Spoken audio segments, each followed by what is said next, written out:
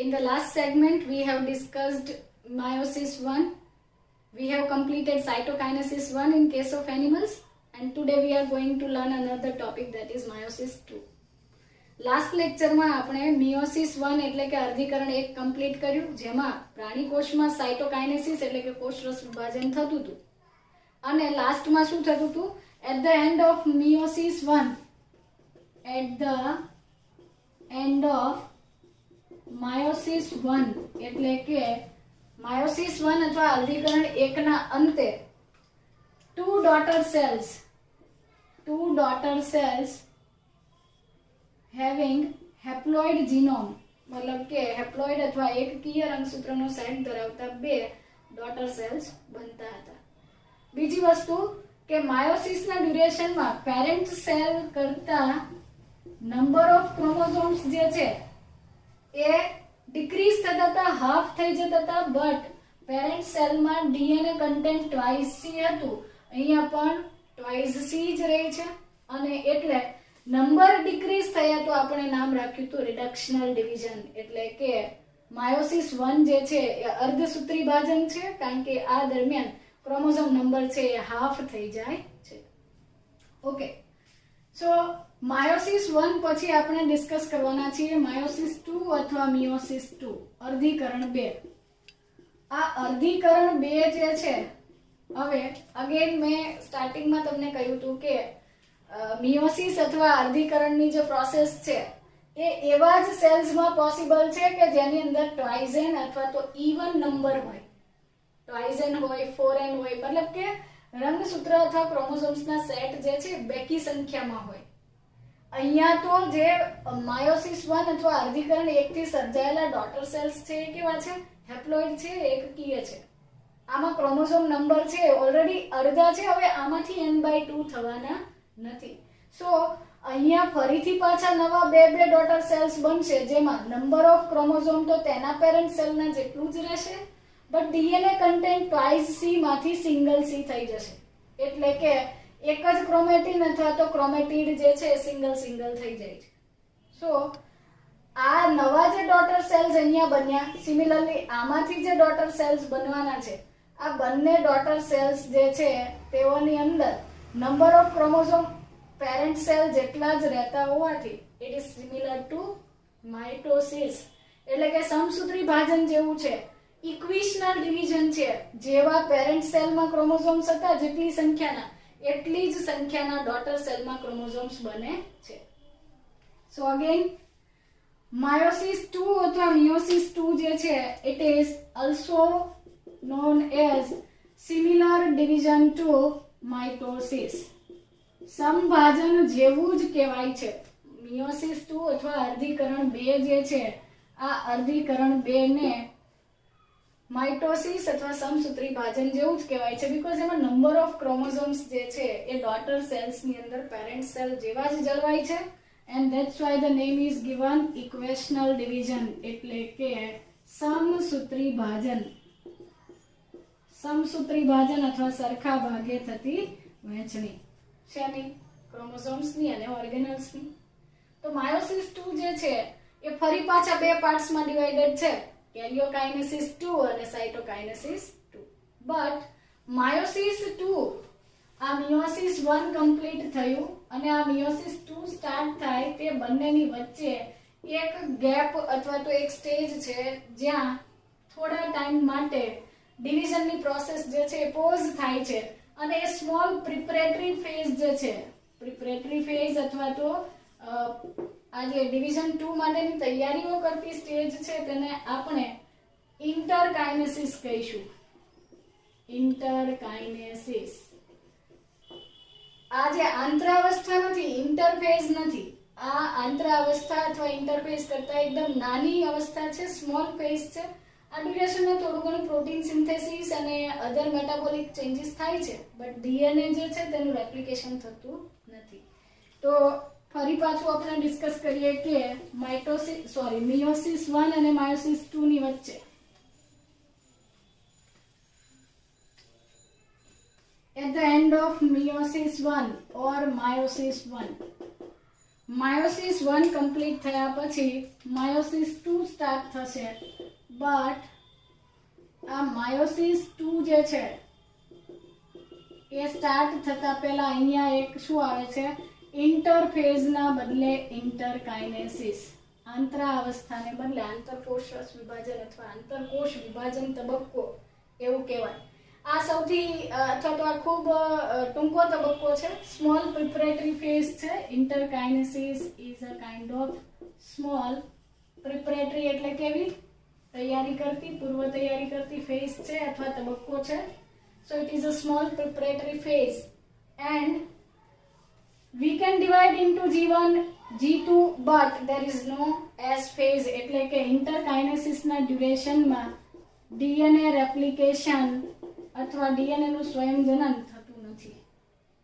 ભલે અર્ધીકરણ 1 અને અર્ધીકરણ 2 ની વચ્ચે થોડા ટાઈમ માટે સેલ ડિવિઝન માંથી બહાર નીકળી અને થોડી મેટાબોલિક રિએક્શન્સ કરી લે છે, બટ આ ફેઝ ના ડ્યુરેશન માં કોઈ પણ પ્રકારનો ડીએનએ જે છે, ડીએનએ નું કન્ટેન્ટ જે છે ડબલ થતું નથી, એટલે કે સ્વયંજનન અથવા રેપ્લિકેશન ન થતું હોવાથી આ ઇન્ટરકાઇનેસિસ જે છે તેને સ્મોલ પ્રિપરેટરી ફેઝ કીધી છે અને તેને આંતરાવસ્થા અથવા ઇન્ટરફેઝ કહી શકાતી નથી. ઓકે, તો ઇન્ટરકાઇનેસિસ જે છે કમ્પ્લીટ થયા પછી મિયોસિસ 2 સ્ટાર્ટ થશે અને મિયોસિસ 2 જે છે it is again divided into two parts, karyokinesis 2 કોષ કેન્દ્ર વિભાજન 2 અને સાયટોકાઇનેસિસ 2 એટલે કે કોષરસ વિભાજન 2. karyokinesis 2 જે છે again it is divided into 4 sub stages, prophase 2, metaphase 2, anaphase 2 and telophase 2. તો ફરી પાછું પૂર્વાવસ્થા 2, ભાજનાવસ્થા 2, ભાજનોત્તરાવસ્થા 2 અને અંત્યાવસ્થા 2. પણ આ દરમિયાન અથવા માયોસિસ 2 વખતે થતું જે અર્ધીકરણ 2 જે છે એ ડ્યુરેશનમાં જે ડિવિઝન થાય છે એ ટાઈમે નંબર ઓફ ક્રોમોસોમ કેવા રહે છે, પેરેન્ટ સેલ જેટલા જ રહે છે અને એટલે આપણે માયોસિસ 2 ને કેવું કહીએ છીએ, ઇક્વેશનલ ડિવિઝન કહીએ છીએ. બટ જ્યારે સાયટોકાઇનેસિસ થઈને જે હેપ્લોઇડ સેલ્સ બનશે તો તેમાં નંબર ઓફ ક્રોમોસોમ n થઈ ગયા છે અને ક્રોમેટિન મટીરિયલ જે છે ટ્વાઇસ સી મટીને સી થઈ ગયો છે, એટલે કે સિંગલ ક્રોમેટિડ્સ હશે, રંગસૂત્રનો એક સેટ બનશે. આ રીતે માયોસિસ 2 જે છે એ કમ્પ્લીટલી માઇટોસિસ જેવું જ છે. તો ચાલો સમજીએ, ફરીથી તેને ક્વિકલી યાદ કરી લઈએ.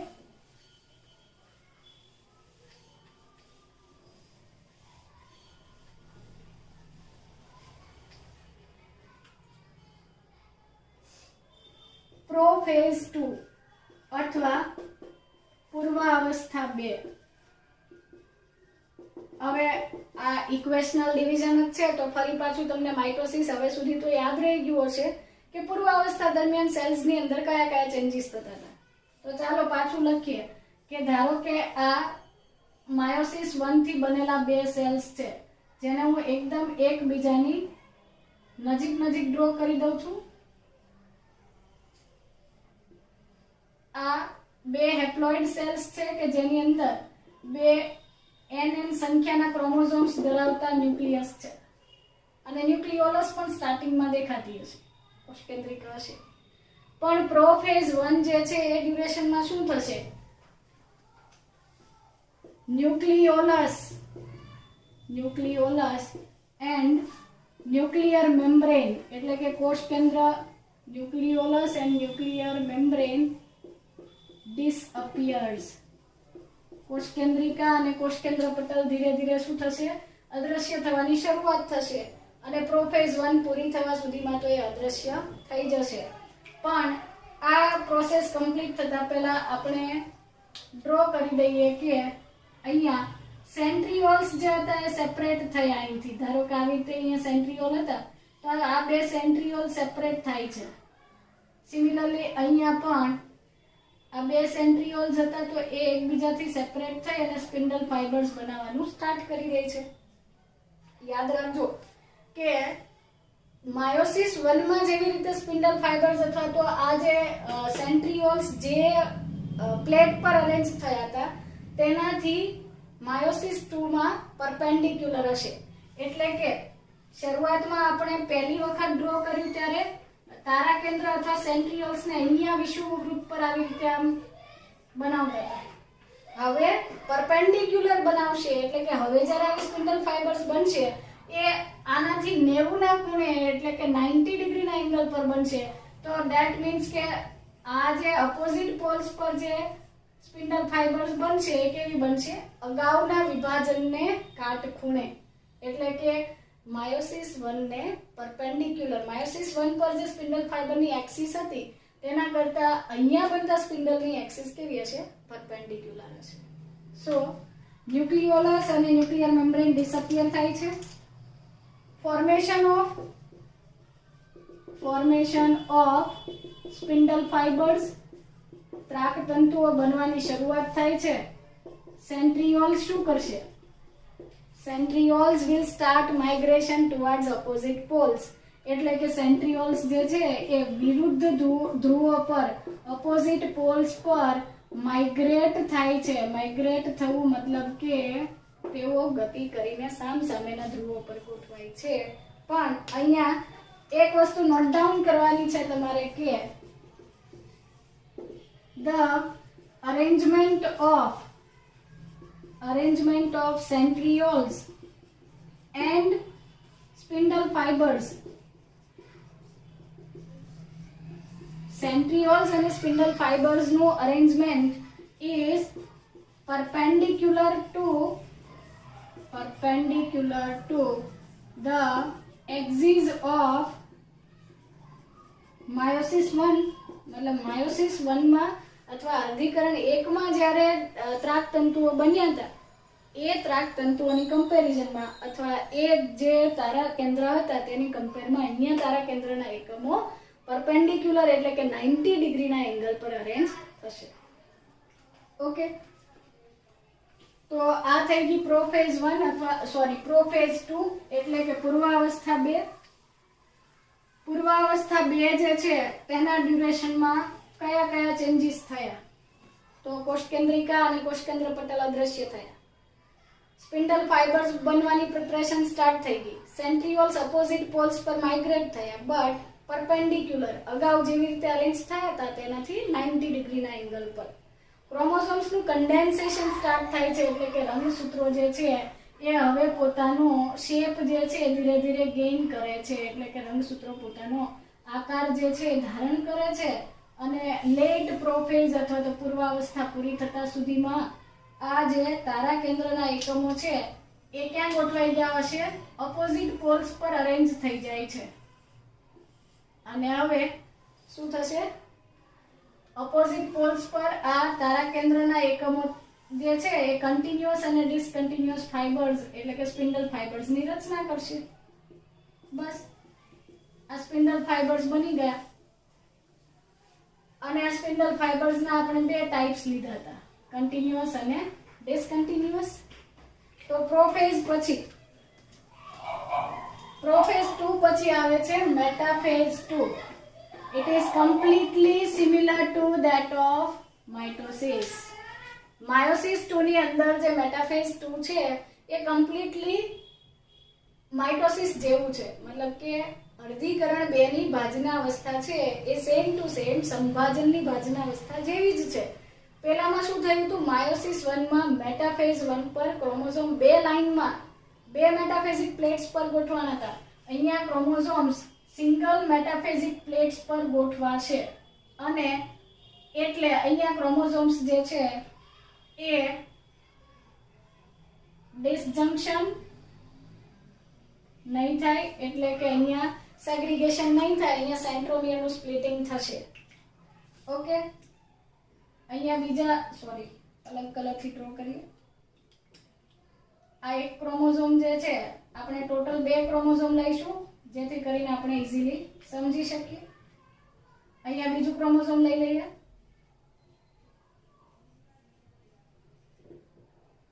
ઓકે, અને આ તેઓને કમ્બાઈન કરતા ડિસકન્ટિન્યુઅસ સ્પિન્ડલ ફાઇબર્સ. તો મેટાફેઝ 2 જે છે તેના ડ્યુરેશનમાં સેલ્સની અંદર આ રીતે સિંગલ મેટાફેઝિક પ્લેટ્સ પર હોમોલોગસ ક્રોમોસોમ અહીંયા પેર બનાવતા નથી. તો મેટાફેઝ 2 પર પહેલા તો કન્ડેન્સેશન કમ્પ્લીટ થાય છે. કન્ડેન્સેશન ઓફ ક્રોમોસોમ્સ ઇઝ કમ્પ્લીટેડ એટલે કે રંગસૂત્રો જે છે તેનું સંકોચન પૂર્ણ કક્ષાએ પહોંચી ગયું. Each chromosome is made up of 2 chromatids and 1 centromere. Kinetochores દેખાવાની શરૂઆત થશે. સ્પિન્ડલ ફાઇબર્સ જે છે, spindle fibres are attached to kinetochores. Kinetochores ની સાથે સ્પિન્ડલ ફાઇબર્સ જે છે એ ગોઠવાઈ જાય છે અથવા જોડાઈ જાય છે. અને સૌથી ઇમ્પોર્ટન્ટ બાબત એ છે કે માયોસિસ 1 માં એટલે કે મેટાફેઝ 1 માં ક્રોમોસોમ્સ બે ઇક્વાટોરિયલ પ્લેટ્સ બનાવતા હતા. અહીંયા સિંગલ ઇક્વાટોરિયલ પ્લેટ અથવા સિંગલ મેટાફેઝિક પ્લેટ્સ પર ગોઠવાય છે. રંગસૂત્રો એક જ લાઇનમાં ગોઠવાય છે. Chromosomes are arranged in single line or we can say single metaphasic plate. Metaphasic plate અથવા ઇક્વેટર વિષુવવૃત્ત પર રંગસૂત્રો ગોઠવાના. પણ આગળના વિષુવવૃત્ત કરતા આ વખતનું વિષુવવૃત્ત અથવા ઇક્વેટર કેવું છે? પરપેન્ડિક્યુલર છે. પહેલી વખતે ગોઠવાના ત્યારે આમ ગોઠવાના હતા. આ વખતે પહેલી વખત વર્ટિકલ હતા, હવે હોરિઝોન્ટલ છે. પહેલા ઊભી લાઈનમાં હતા, હવે આડી લાઈનમાં ગોઠવાય છે. પરપેન્ડિક્યુલર અરેન્જ થયા. સિંગલ મેટાફેઝિક પ્લેટ છે. કાઇનેટોકોર સાથે અટેચમેન્ટ થઈ ગયું છે. નાઉ the very important phase is anaphase 2.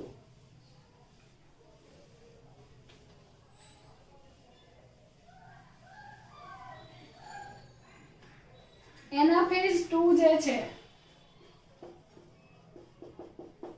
ભાજનોત્તરા અવસ્થા 2. આ સ્ટેજ પર આ સેલ્સ ની અંદર ફરી પાછું સાઇટોકાઇનેસિસ ની પ્રોસેસ થવાની અને તેના માટે જે ફરો બનવાની પ્રોસેસ જે છે, ખાંચનું નિર્માણ થવાની જે મિકેનિઝમ છે એ સ્ટાર્ટ થઈ જશે. હવે આવું એટલા માટે ડ્રો કર્યું છે કે બધી વખતે બધા સેલ્સમાં એવું નથી થતું કે બે સેલ્સ કમ્પ્લીટલી સાઇટોકાઇનેસિસ થઈ જ ગયા. મતલબ કે સાઇટોકાઇનેસિસ 1 એનિમલ સેલ્સમાં થાય છે, પ્લાન્ટ સેલ્સમાં નથી થતું. તો સાઇટોકાઇનેસિસની પ્રોસેસ એનિમલ સેલ્સમાં સપોઝ એવું આપણે માનીએ કે બંને સેલ્સની અંદર અથવા તો લાસ્ટમાં જ સાઇટોકાઇનેસિસ થયું છે, તો એ ટાઈમે આવી રીતે 4 અલગ અલગ ફરો બનવાની પ્રોસેસ સ્ટાર્ટ થશે. એટલે કે ફરો એટલી બધી ડીપ નથી થતી. ઓકે, સો અહીંયા આપણે ક્રોમોસોમ્સ અરેન્જ કર્યા હતા. હવે શું થશે? એનાફેઝ પર સ્પિન્ડલ ફાઇબર્સ જે છે તે એકબીજાથી કોન્ટ્રેક્ટ થાય છે, શોર્ટનિંગ થાય છે માઇક્રોટ્યુબ્યુલ્સનું. સ્પિન્ડલ ફાઇબર્સ અથવા તો ત્રાક તંતુઓ જે છે ટૂંકાય છે, સંકોચન પામે છે, કોન્સ્ટ્રિક્શન થાય છે અને તેના લીધે સામસામું ખેંચાવાના લીધે અહીંયા splitting of centromere. Splitting of centromeres. Centromeres જે છે રંગસૂત્રના વચ્ચેના ભાગે ક્રોમોસોમ્સને એકબીજા સાથે અટેચ કરતા જે સેન્ટ્રોમિયર્સ છે એકબીજાથી ખેંચાઈને શું પડે છે? છૂટા પડે છે.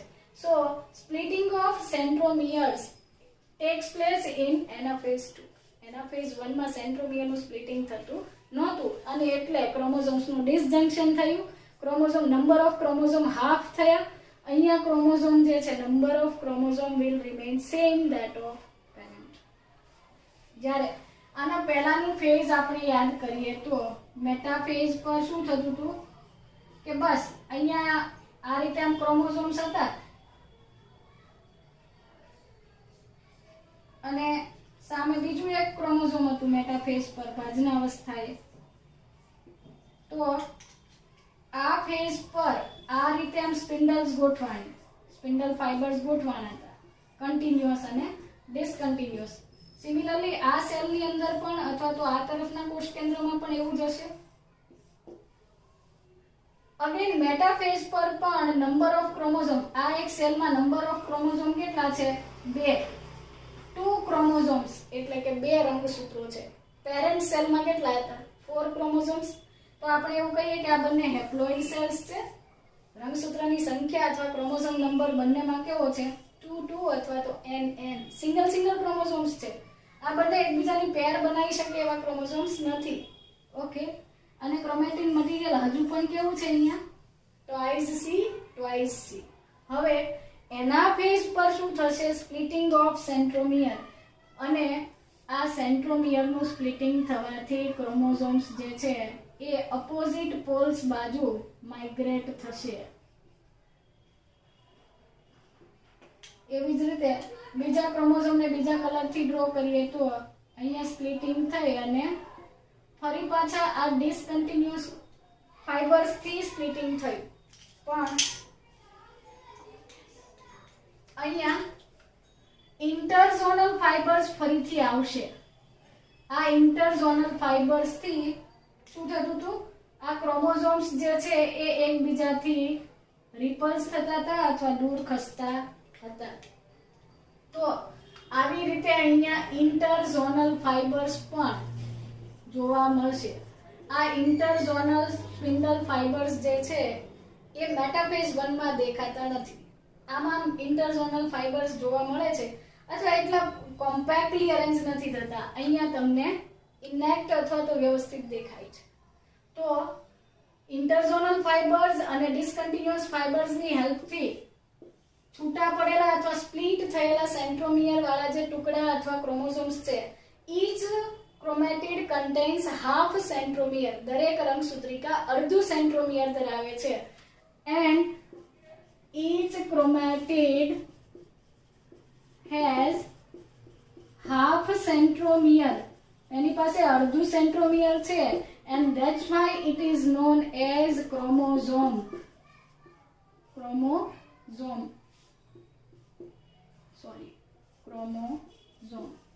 રંગસૂત્ર તરીકે તેને ઓળખવામાં આવે છે. ઓકે. તો એનાફેઝ 2 ના ડ્યુરેશનની અંદર કઈ કઈ ઘટના થઈ? એક તો સ્પિન્ડલ ફાઇબર્સ જે છે એનું શોર્ટનિંગ થયું, એટલે કે તાતણાઓ ટૂંકા થયા, ખેંચાણા બંને બાજુ એટલું આમ ખેંચાણ એક સરખું હોવાને લીધે, ટેન્શન સરખું હોવાના લીધે સેન્ટ્રોમિયર વચ્ચેથી સ્પ્લિટ થઈ ગયું અને ક્રોમોસોમ્સ જે છે એ હાફ ડિવાઈડ થઈ ગયા અને અપોઝિટ પોલ્સ બાજુ એ શું કરે છે? માઇગ્રેટ કરે છે. ને એ માઇગ્રેશનમાં ઇન્ટરઝોનલ ફાઇબર જે છે એ સપોર્ટ કરે છે. આ રીતે એનાફેઝ 2 ના એન્ડ સુધીમાં સામસામેના પોલ્સ બાજુ જોઈએ તો પેરેન્ટ સેલ જેટલા જ નંબર ઓફ ક્રોમોસોમ્સ છે એ ડિપોઝિટ થશે. સો અગેન અહીંયા આપણે લખીએ તો ક્રોમોસોમ નંબર કેટલા રહેશે? 2. એટલે કે haploid as similar two parents. And DNA content કેટલું હશે? સી હજુ અહીંયા આપણે બે કોષકેન્દ્ર એટલે કે બે ન્યુક્લિયસ બનાવી નથી દીધા, એટલે સ્ટીલ આપણે અહીંયા એવું જ કહીએ કે અહીંયા ડીએનએ કન્ટેન્ટ પણ twice C છે. ભલે અપોઝિટ પોલ્સ બાજુ એ ડિવાઈડ થઈ ગયા. ઇનફેક્ટ આપણે એવું કહી શકીએ કે અહીંયા ક્રોમોસોમ નંબર 2 ના બદલે કેટલા થઈ જાય છે? each cell has 4. એટલે કે પહેલા તો ડબલ થઈ ગયા પછી ટીલોફેઝમાં ડિવાઈડ થશે ત્યારે પાછા પેરેન્ટ સેલ જેટલા ક્રોમોસોમ્સ થઈ જશે. તો અહીંયા ક્રોમોસોમ્સના ફ્રેગમેન્ટ અથવા જે ટુકડાઓ અથવા ક્રોમેટિડ્સ છે એની પાસે સેન્ટ્રોમિયર હોવાથી આપણે તેને ક્રોમોસોમ કહી શકીએ. તો આ થઈ ગયું એનાફેઝ 2 કે જેમાં ક્રોમોસોમ્સ જે છે ઓપોઝિટ પોલ્સ બાજુ ખસે છે. અને બસ પછી ટીલોફેઝ 2 આપણે સમજીશું. તો ટીલોફેઝ 2 જે છે અંત્યાવસ્થા 2, ટેલોફેઝ 2 એટલે કે અંત્યાવસ્થા 2. આ અંત્યાવસ્થા 2 જે છે એ ડ્યુરેશનમાં ફરી પાછું પ્રોફેઝ 2 કરતા રિવર્સ થશે. એટલે કે ફરી પાછું કોષકેન્દ્ર પટલ એટલે કે ન્યુક્લિયર મેમ્બ્રેન, કોષકેન્દ્ર પટલ ક્યાંથી આવશે? with the help of endoplasmic reticulum and nucleolus. ન્યુક્લિયોલસ એટલે કોષકેન્દ્રિકા. ન્યુક્લિયોલસ જે છે એ આવશે nucleolar organiser region of set chromosome. Set રંગસૂત્રોના કોષકેન્દ્રિકા આયોજક પ્રદેશમાંથી કોષકેન્દ્રિકા ફરીથી દ્રશ્યમાન બને છે અને ન્યુક્લિયર મેમ્બ્રેન એટલે કે કોષકેન્દ્ર પટલ અંતઃકોષરસ જાળની મદદથી રીઅપિયર્સ એટલે કે આ બંને ફરીથી દ્રશ્યમાન બને છે, પુનઃ દ્રશ્યમાન બનશે. ધેન આફ્ટર સેન્ટ્રીઓલ્સ માંથી જે છે અથવા સેન્ટ્રીઓલ્સ જે છે એ પણ એકબીજા સાથે અરેન્જ થયા હતા, છૂટા પડ્યા હતા. હવે એ સેન્ટ્રીઓલ્સ માંથી બનેલા સ્પિન્ડલ ફાઇબર્સ જે છે એ ડિસોશિએટ થશે અથવા ડિસઅપિયર થશે, મતલબ કે ત્રાક તંતુઓ જે છે દ્વિધ્રુવીય ત્રાક તંતુઓ એ ફરીથી ડિસઅપિયર થઈ જાય છે, દેખાતી બંધ થઈ જાય છે. કોષકેન્દ્રિકા અને કોષકેન્દ્ર પટલ બની જાય છે. ફરીથી પાછી ઓર્ગેનલ્સ એટલે કે જે પટલમય અંગિકાઓ, અંતઃકોષરસ જાળ, ગોલ્ગી કોમ્પ્લેક્સ, માઇટોકોન્ડ્રિયા, આ બધું ફરીથી રીઅપિયર થશે. અને each cell comprises two haploid nucleus. એક સેલ ની અંદર બે હેપ્લોઇડ ન્યુક્લિયસ હશે એટલે કે N અને N. પણ આ કોના કેસમાં? એનિમલ સેલ્સમાં કે જેમાં સાયટોકાઇનેસિસ 1 થયું હતું. પ્લાન્ટ સેલમાં અગર સાયટોકાઇનેસિસ 1 નથી થયું તો એક જ સેલની અંદર 4 haploid nucleus will be there. એક જ કોષની અંદર કેટલા? 4 કોષ કેન્દ્ર હશે વનસ્પતિમાં. કેટલાક પ્રાણીઓમાં પણ એવું હશે. તો ત્યાર પછી ટીલોફેઝ જે છે એના ડ્યુરેશનમાં કોષકેન્દ્રિકા અને કોષકેન્દ્ર પટલ ફરીથી દેખાય છે, ત્રાક તંતુઓ અદ્રશ્ય થાય છે અને દરેક કોષની અંદર સ્વતંત્ર કોષકેન્દ્ર અથવા તો સેપરેટ ન્યુક્લિયસ બની જાય છે. અહીંયા આપણે લખી દઈએ કે આ એક ન્યુક્લિયસ, આ બીજું ન્યુક્લિયસ, આ ત્રીજું ન્યુક્લિયસ અને આ ચોથું ન્યુક્લિયસ. તો આ રીતે 4 હેપ્લોઇડ ન્યુક્લિયસ જે છે બની ગયા. અગર આપણે બે સેલ આવી રીતે દોરી દીધા હોય તો બે સેલ્સ આપણે આમ ડ્રો કરેલા હોય તો અહીંયાથી પછી આમ ખાંચ જે છે આગળ વધશે અને સાયટોકાઇનેસિસ થશે. ફરી પાછું પ્લાન્ટ સેલ્સ અને એનિમલ સેલ્સમાં સાયટોકાઇનેસિસ પહેલા માઇટોસિસની જેમ જ થશે. એટલે કે એનિમલ સેલ્સની અંદર સાયટોકાઇનેસિસ જે છે ફરો ફોર્મેશનથી, ખાંચના નિર્માણથી થશે અને વનસ્પતિ કોષ એટલે કે જે પોલન ગ્રેન્સ બને છે તો તેની અંદર સાયટોકાઇનેસિસમાં ફ્રેગમોપ્લાસ્ટ બનશે. સાયટોકાઇનેસિસ 2 એનિમલ સેલ્સની અંદર ફરી પાછું તે ફરો ફોર્મેશન અથવા ખાંચના નિર્માણથી થાય છે અને પ્લાન્ટ્સ એટલે કે વનસ્પતિના કેસમાં ફરો નહીં બને, તેના બદલે શું બને છે? સેલ પ્લેટ બને છે અને તેના પહેલા તો પેલું ફ્રેગમોપ્લાસ્ટ બને છે. એનિમલ સેલ્સની અંદર 2 વખત સાયટોકાઇનેસિસ થયું. પહેલી વાર થયું તેને આપણે કીધું સાયટોકાઇનેસિસ 1, બીજી વાર થયું તેને આપણે કહીશું સાયટોકાઇનેસિસ 2.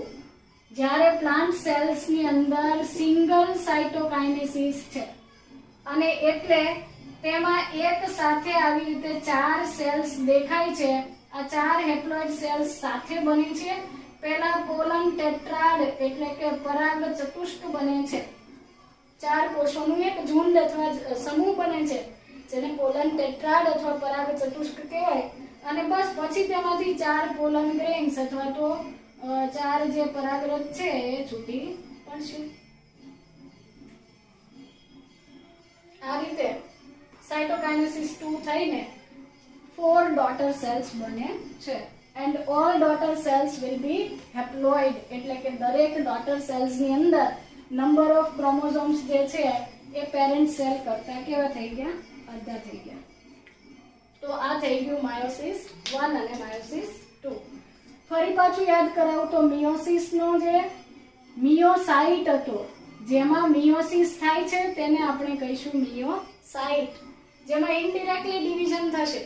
આ મિયોસાઇટ જે છે ડિપ્લોઇડ હતું, તેમાંથી 2 હેપ્લોઇડ ન્યુક્લિયસ ધરાવતા 2 સેલ્સ બન્યા અને ત્યાર પછી ફરી પાછા એ હેપ્લોઇડમાંથી હેપ્લોઇડ ધરાવતા 4 ડોટર સેલ્સ બન્યા. અલ્ટિમેટલી મિયોસિસ જ્યારે કમ્પ્લીટ થાય છે ત્યારે એક ડિપ્લોઇડ સેલ માંથી 4 હેપ્લોઇડ ડોટર સેલ્સ બને છે. તો મિયોસિસ 1 જે છે તેને આપણે રિડક્શનલ ડિવિઝન કીધું અને મિયોસિસ 1 પછી જે ડોટર સેલ્સ બન્યા તેમાં નંબર ઓફ ક્રોમોઝોમ કેવા થઈ ગયા? હાફ. રંગસૂત્રની સંખ્યા પિતૃકોષ કરતા હાફ થઈ ગઈ. એટલે કે ટ્વાઇસ n માંથી n થઈ ગઈ, બટ ડીએનએ કન્ટેન્ટ કેવું રહ્યું? ટ્વાઇસ સી, પિતૃકોષ જેટલું જ રહ્યું ડોટર સેલ ની અંદર પણ. એનું રીઝન શું? મિયોસાઇટ્સ ની અંદર માયોસિસ 1 એટલે કે અર્ધીકરણ 1 આ રિડક્શનલ ડિવિઝન થયું તેના પહેલા ઇન્ટરફેઝ 1 અથવા ઇન્ટરફેઝ થઈ હતી. આંતરાવસ્થા આવે છે અને તેના લીધે આ ડ્યુરેશનમાં આ ડિવિઝન થતા પહેલા ઇન્ટરફેઝ પર ડીએનએ ટ્વાઇસ સી માંથી 4C થયું હતું, પણ એ માયોસિસ 1 ના અંતે કેટલું થઈ ગયું? ટ્વાઇસ સી થયું. અને માયોસિસ 2 અથવા મિયોસિસ 2 ની પ્રોસેસ કમ્પ્લીટ થયું ત્યારે ક્રોમોઝોમ નંબર એટલે કે રંગસૂત્રોની સંખ્યા પેરેન્ટ સેલ જેટલી, આના માટે તો આ જ પેરેન્ટ સેલ છે, તો રંગસૂત્રોની સંખ્યા ડોટર સેલમાં અહીંયા પેરેન્ટ સેલ જેટલી છે, પણ ડીએનએ કન્ટેન્ટ કેવું થઈ જાય છે?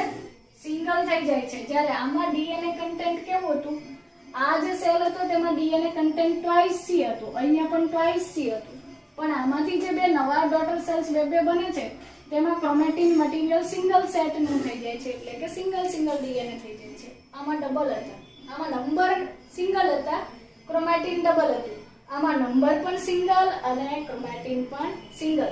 તો અલ્ટિમેટલી આ જે નિપજ અથવા પ્રોડક્ટ મળી છે તેને આ પેરેન્ટ સેલ સાથે કમ્પેર કરીએ તો meiosis at the end of meiosis, આપણે એવું નથી કહેતા મિયોસિસ 1 કે meiosis 2, at the end of meiosis 4 haploid daughter cells are produced.